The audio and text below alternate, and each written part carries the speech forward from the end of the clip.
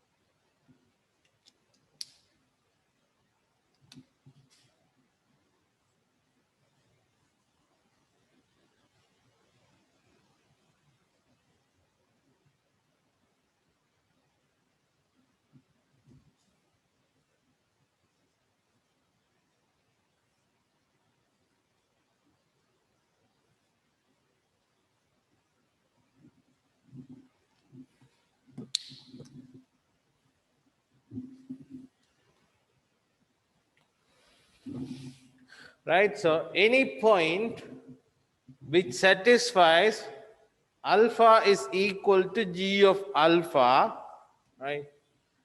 For a continuous function g is called a fixed point, right? So x is equal to y, right? So in the xy coordinate, x and y should be same for the function. If you have any point like that, right, then that point is called fixed point, right? Graphically,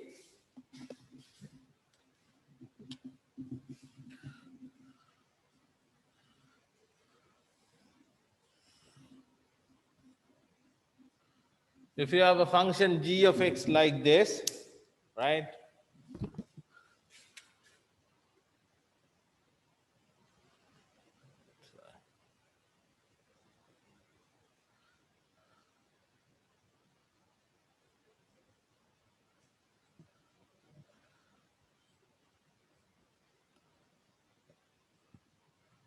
And if you draw y is equal to x line, right? If you draw the point y is equal to x line, then the place where those two intercept is always a fixed point. Right? So here you can see that if the x coordinate is alpha, this y coordinate is alpha, at the same time it is g of alpha. Because this point is in the line y is equal to x, so if the x coordinate is alpha, the y coordinate will also be alpha. But because the point is in the graph gx, if this is alpha, this point is g of alpha. So at this point, x and g of x, or alpha and g of alpha, are same.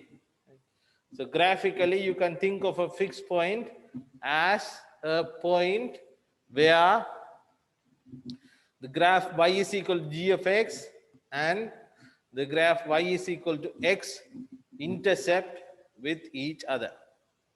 Right? So this is how we define fixed point. Right? So we will try to see how we can guarantee the existence and uniqueness of a fixed point. Right? So we are going to see that how we can prove that there is a fixed point, right?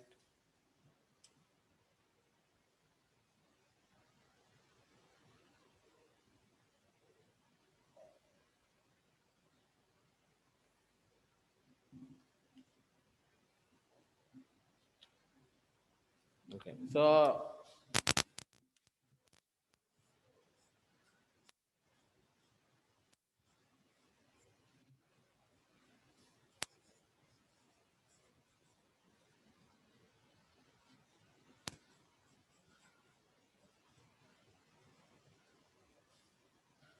we will try to see the existence and uniqueness condition of the fixed point, right? So we will try to see the existence and uniqueness of a fixed point, right? So in order to do that, first we will see define something called Lipschitz condition.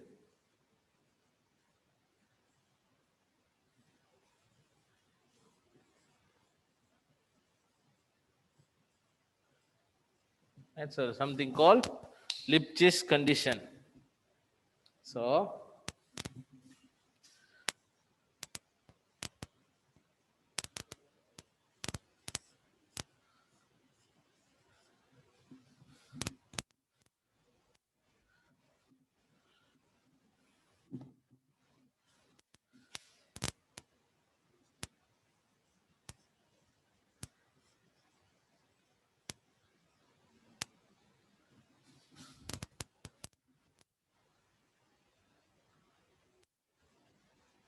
no.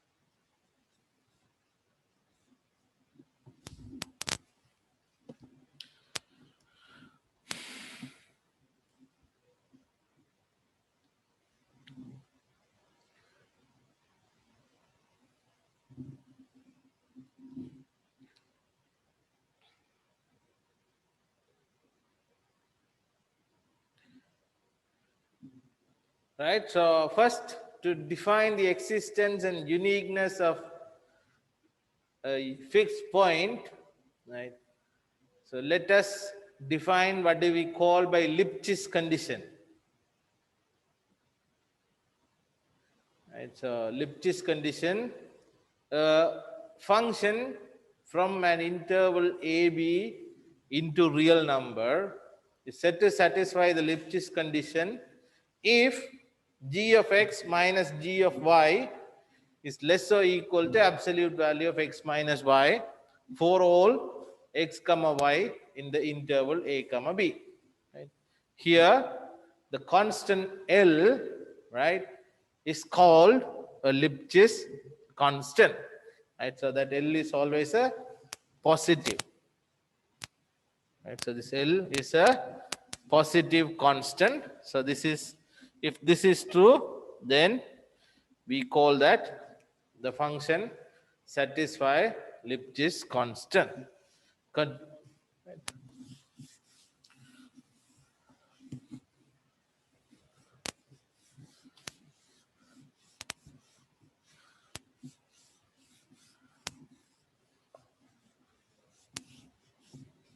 Right, so here just to save time, I'm going to denote that as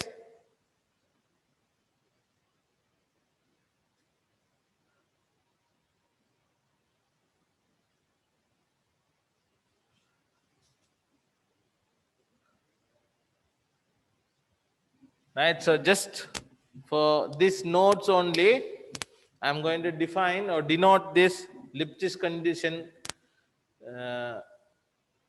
as G belongs to LIP of A comma B with subscript L, right? So that means G satisfies the Lipschitz condition on A comma B with the Lipschitz constant L, right? So that is the notation means, right? So when I say G belongs to LIP of L, A, B, then you know that it means this satisfies the Lipschitz condition, right? So let us do a couple of theoretical exercises.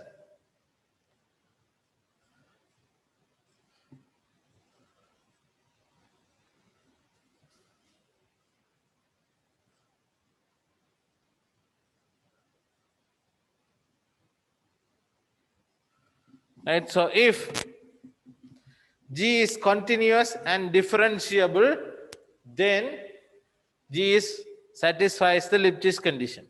Right?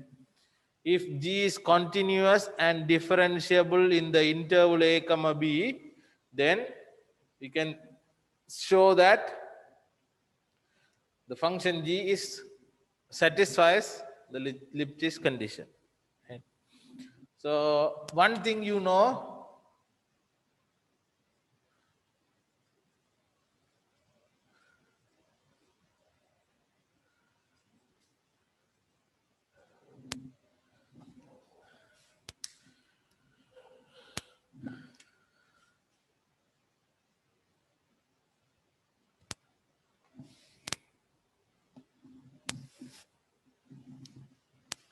okay, so first let me say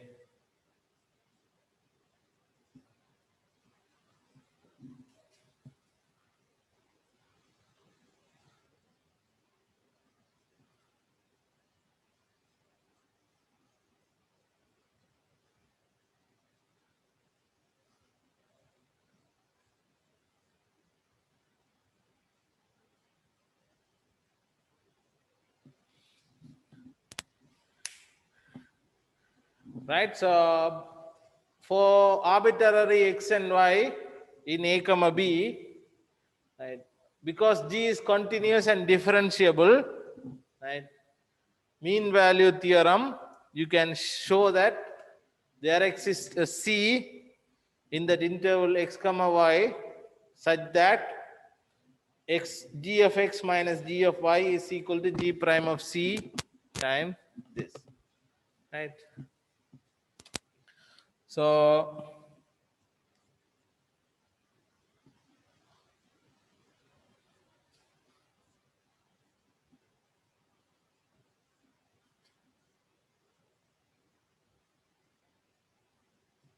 now what you do is you take L as the maximum among all those G primes over the whole interval A comma B.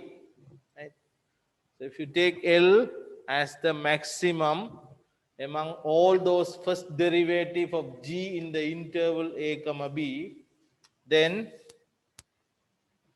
you have absolute value of G of x minus G of y is actually G prime C times x minus y, but G is smaller than its maximum, G prime, so that will be L times x minus y. So this shows that the function is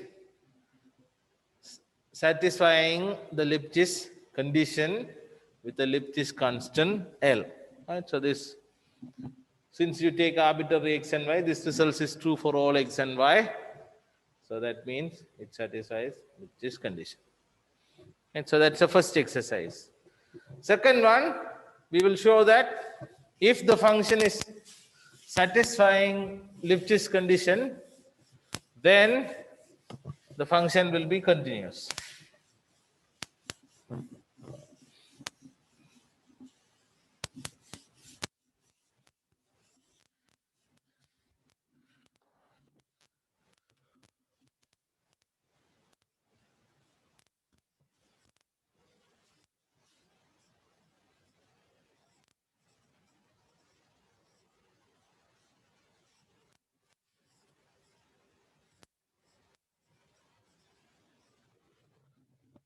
Right? So if G satisfies Lipschitz condition with Lipschitz constant L, then we say that the function is continuous, right? So to show continuity, right? So you know Lipschitz condition means g of x minus g of y is less or equal to L times x minus y. You know that, right? That is because it satisfies Lipschitz condition. But to continuity, you know, you have to start with epsilon greater than 0, right? Right, so you choose delta is equal to epsilon over L, right? Then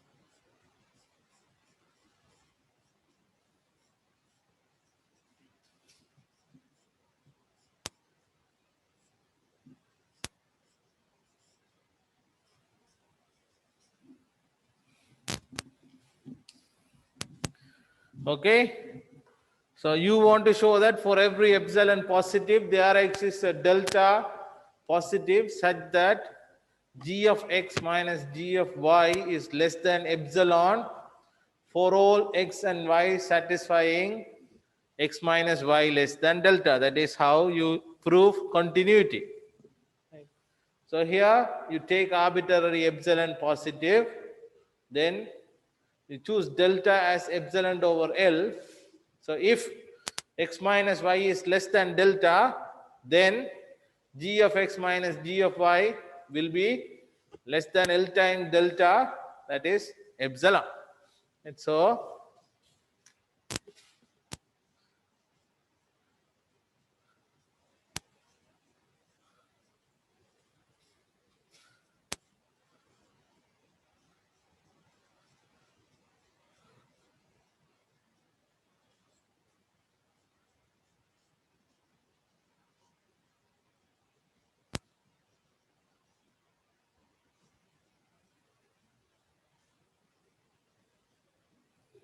okay, so what we have is for every epsilon positive, there exists a delta such that gx minus gy is less than epsilon for all x comma y, satisfying x minus y less than delta. So that means g is continuous, right? So we can show that if g is continuous and differentiable, then we call it as a uh, we say that it satisfies the Lipschitz condition, and vice versa. If it satisfies Lipschitz condition, then we can show that it is continuous. Right? So now, since we have Lipschitz condition, right? If we put a restriction on the Lipschitz condition, then we will get contraction mapping.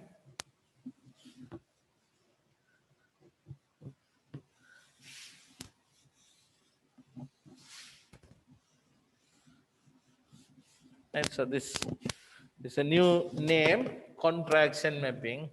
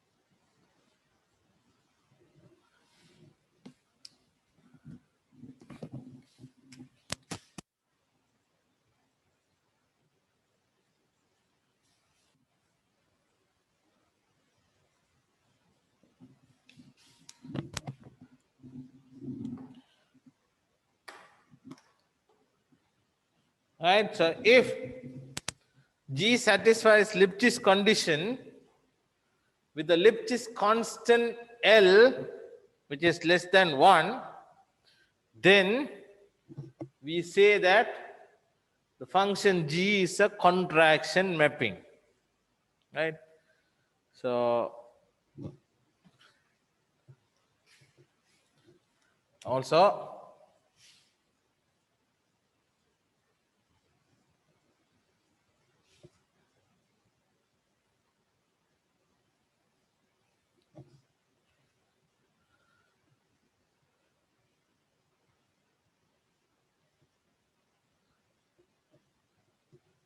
right? So you have to have this condition as well, right? So in general, this is what you have, right? So G should be a function from A to B to A to B,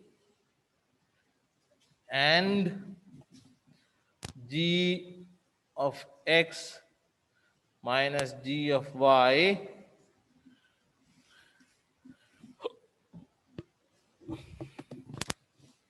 is less or equal to L times X minus Y 4 whole X comma Y in A comma B, and 0 less than L less than 1, then G is contraction.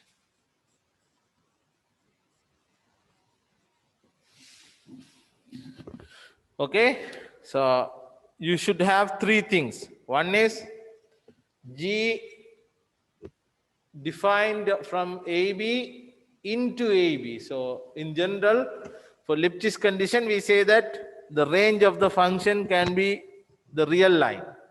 But here, the problem is the range of the function should be in the range, it should be also same as the domain. So if AB is the domain, range should also be a subset of AB, right? And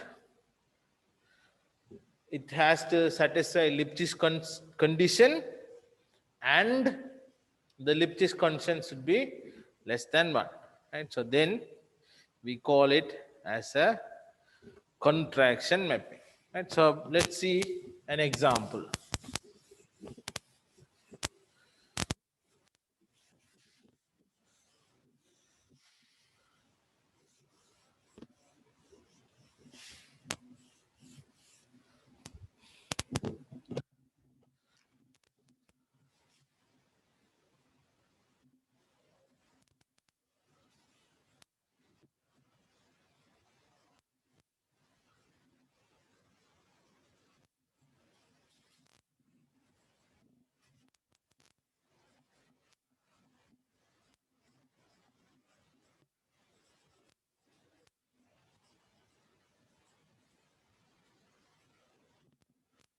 Okay, so we shall show that the function, this is a contraction map on the interval 0, 1.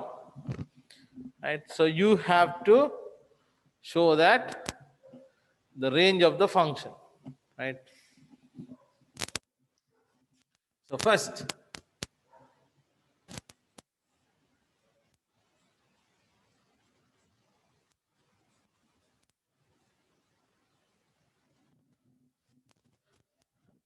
if you take the derivative of the function, that is 3/4 x squared.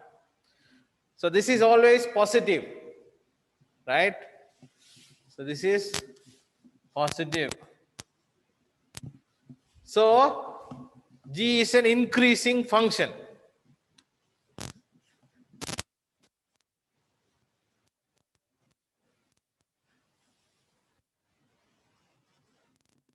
And so G will look like this, right? So it will go like this. It is an increasing function. So at 0, it will have minimum. At 1, it may have maximum, right? So that is how it is going to go.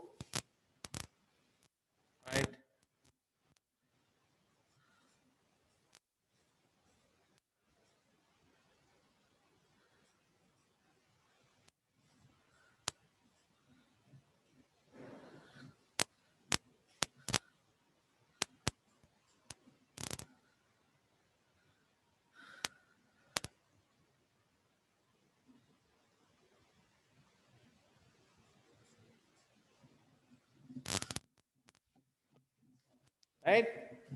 So g of 0 is 1/4 and g of 1 is 2/4. So you know 1/4 is the minimum value of the function and 2/4 should be the maximum value of the function, right? So because it is an increasing function, so it will go from minimum to maximum. So you know that g of x belongs to 1/4 to 1/2, right? You know that g of x belongs to 1/4 to 1/2, right? For all x belongs to 0, 1. So this is clearly a subset of 0, 1. Right? So that is understandable. Right? So this is always a subset of 0, 1. So clearly,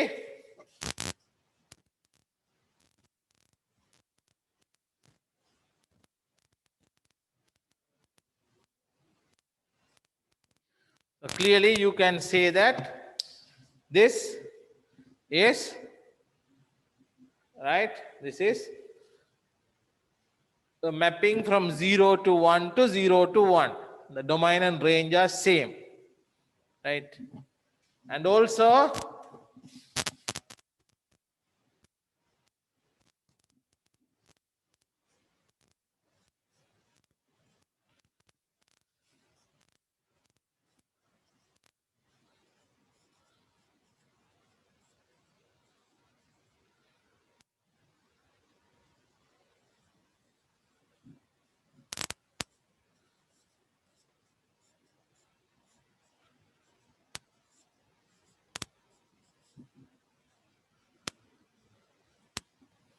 And also by taking the derivative, you see that you can easily take the derivative, and that derivative is 3/4 x squared.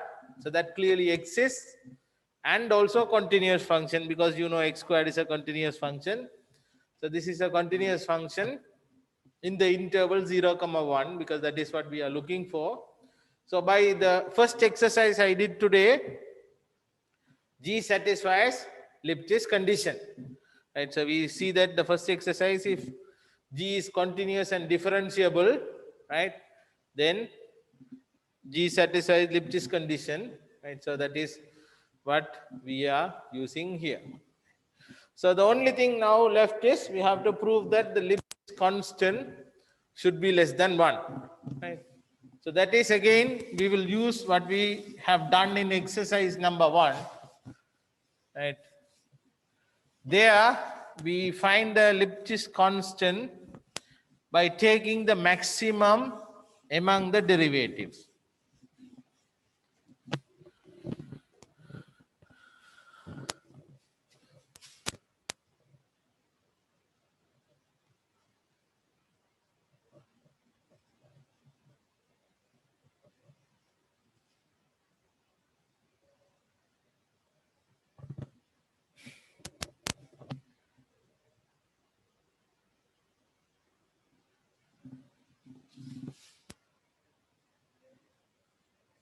So you can easily check the maximum of this value, right? 3/4 x squared. You can just draw the picture, right? 3/4 x squared between 0 and 1.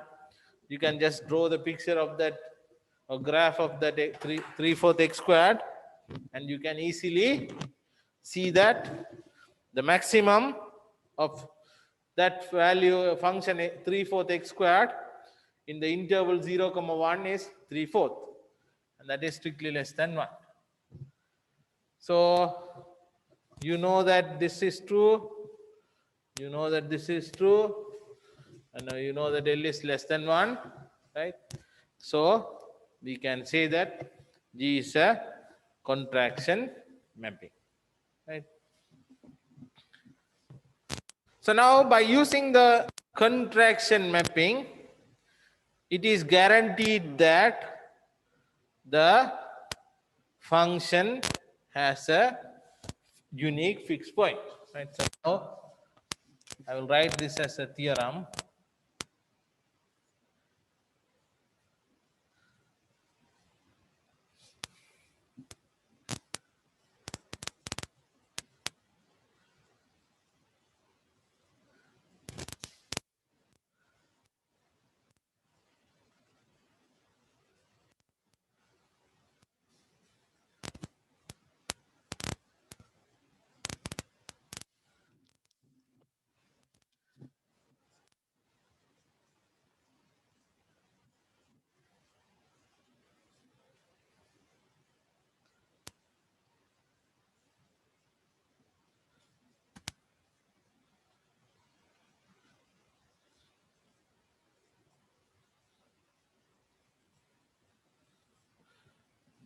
Okay, if the function g is a contraction mapping, then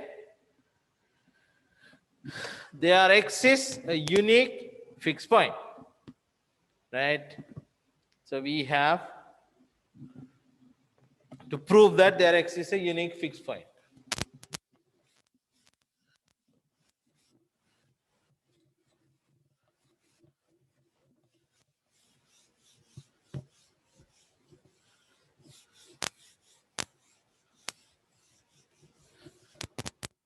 Okay, so the first thing,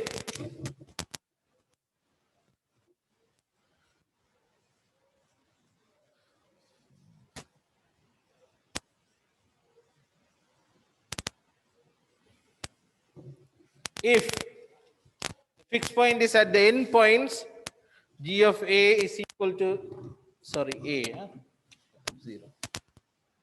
G of a is equal to a, or g of b is equal to b, then we are done, right? So that will be the fixed point, right?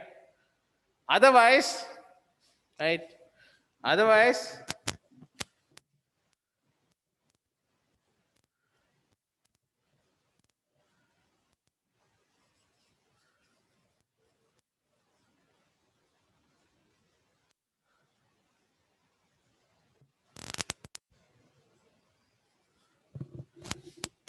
else you know g of a and g of b are both between a and b, right? So clearly g of a minus g of b, right? B values between a and b, right? So if g of a is equal to a, if g of a is not equal to a, then clearly it should be, let's say, equal to the other point, right? And then the rest, right? So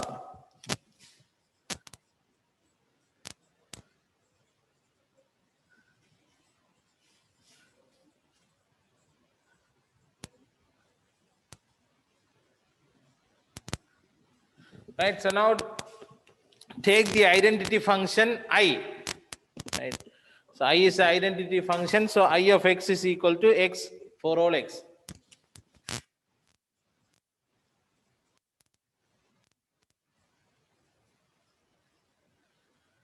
Right, so I of x will be equal to x for all x in a comma b, right? So now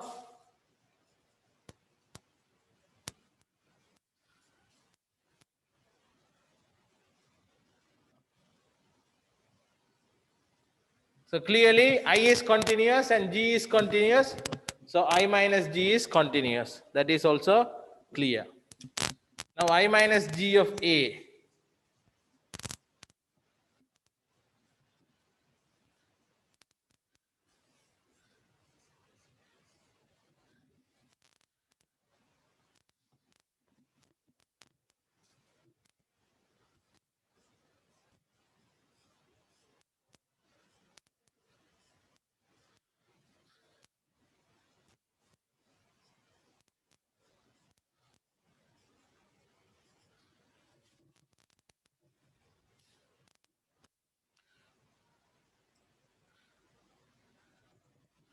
right? So I minus g times a is negative because that is a minus g of a. G of a is bigger than a, so a minus g of a is negative, right? So if you look at this inequality, this comes, and if you look at this inequality, the other one comes, right? So b minus g of b is positive because b is larger. So you have two endpoints, right? And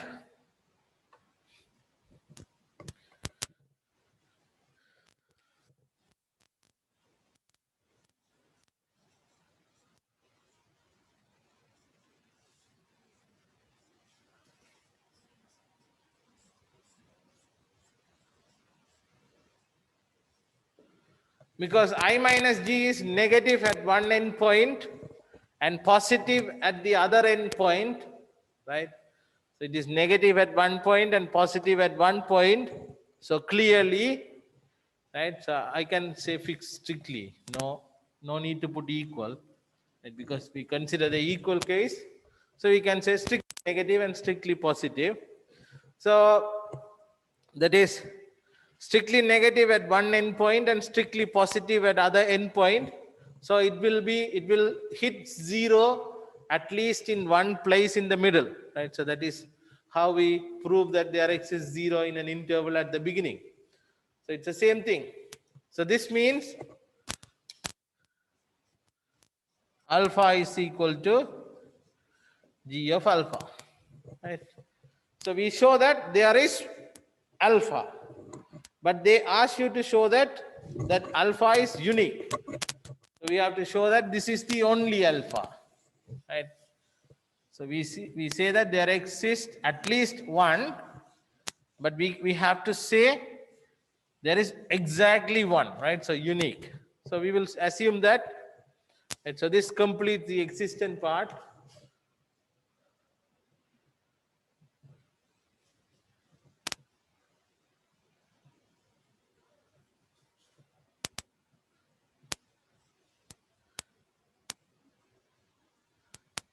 Right? So if there exists another fixed point, beta, such that g of beta is equal to beta, right? Then alpha minus beta is g of alpha minus g of beta, that is less or equal to L times alpha minus beta, right? So that is by Lipschitz condition, right? So that is by Lipschitz condition. So from this, what you have is 1 minus L times absolute value of alpha minus beta is less or equal to 0, right? Alpha minus beta times 1 minus L is less or equal to beta. But L is strictly less than 1. So this cannot be 0, right? So 1 minus L cannot be 0, right? So you know that.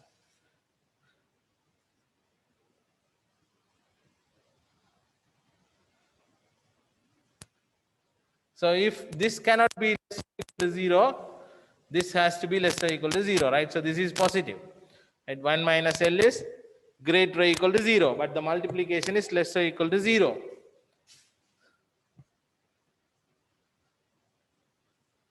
Right? So absolute value of a term of a number is less or equal to 0. That is possible only when 0, that absolute value cannot be negative, right? You all know that. So clearly alpha minus beta must be equal to 0. If that is equal to 0, then you know alpha equal to beta, right?